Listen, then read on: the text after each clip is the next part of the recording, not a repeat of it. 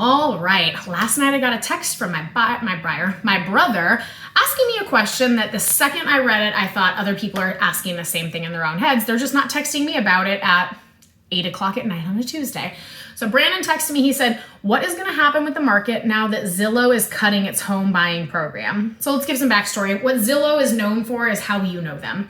A website that consumers could go for information, whether that's buyers looking for houses for sale.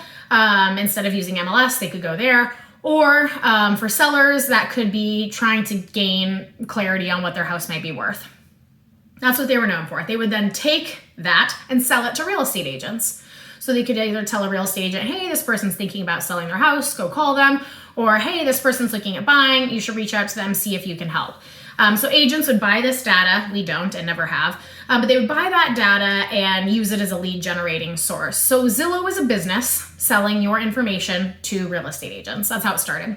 Then it developed into a lot of different things, including but not limited to their iBuying program, which is essentially a seller goes to Zillow, says I want to sell their house. Zillow buys it, flips it. Sometimes that actually involves making some changes to the property, maybe like paint or carpet, and sometimes it's just quite literally putting it back on the market at an inflated number, typically.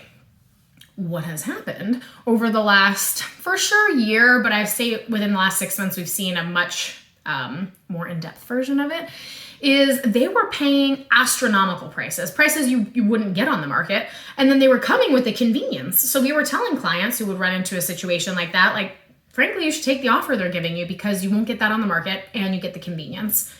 But how is it working? I don't know, because they will lose money on that transaction. And that came to fruition. We then saw properties hit the market, sit there for months, price reduction, and then ultimately sell at what the market would normally bear anyway, which is them taking a very big loss. So Zillow announced recently that they were going to be pulling back their iBuying program. And if you read what, I believe it's the CEO, what he said in his announcement, what he talked about is they were unable to predict its turnaround sales price. They were doing a poor job of buying at the right number, selling at the right number to make a profit like any other business. But it's kind of interesting, right? Because like I said from the beginning, Zillow is known for predicting values of houses, right? Consumers use them to kind of use it as a scale. Is my property going up in value, down in value? So it's interesting that what the company is best known for, they came out and said, we're just not accurate enough at it, which makes sense, right? That's why you use a real estate agent, because there's only so much algorithms can do for you without the real life boots on the ground experience. And we're seeing that in real life. So the question was, what does this mean for the market? What does it mean for the market? Well, nothing negative, only positive stuff. So that's why when I saw my brother's text in my head, I automatically went to like, isn't this obvious? And then I have to remember it's not obvious. It's obvious to me and to other real estate agents because we eat, sleep, and breathe this like it's crack cocaine. Oxygen's probably a better analogy, like it's oxygen. But to me, it just seems so clear. So here's what you need to know. For buyers, it is a good thing because that means Zillow will stop getting in your way of buying a home. Instead of the seller going directly to Zillow and getting this astronomical amount to then Zillow puts it on the market and you can't afford it because it's unrealistically priced, the seller will more likely be going directly to the consumer, asking fair market value, blah, blah, blah. So you'll have more options because you won't be competing directly against Zillow. That's a good thing.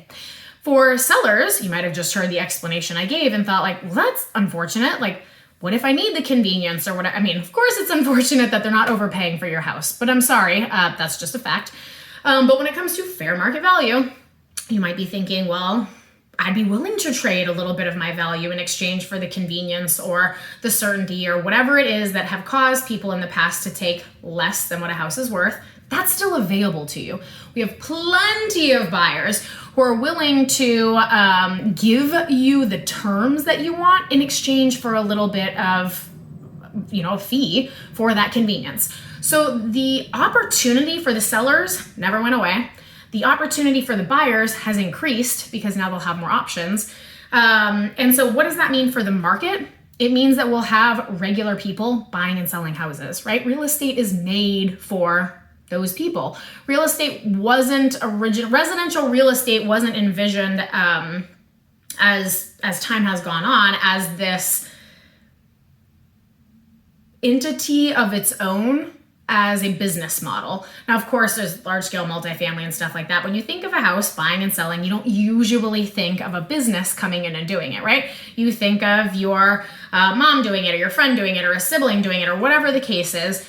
And that's going to give us a little bit more wiggle room to get back to what that is, a housing solution for people who need homes. So all good news, no bad news. I mostly feel really bad for the employees of Zillow. They're having to cut about a quarter of their workforce. And that's just, my heart goes out to them. That's an unfortunate time for sure. But for you as homeowners, as buyers, this is good news, and I'm super excited the whole way around. So congratulations. Hopefully this was a little bit of good information on what's going on with Zillow. If you have any questions though, let me know. Here to help. Bye-bye.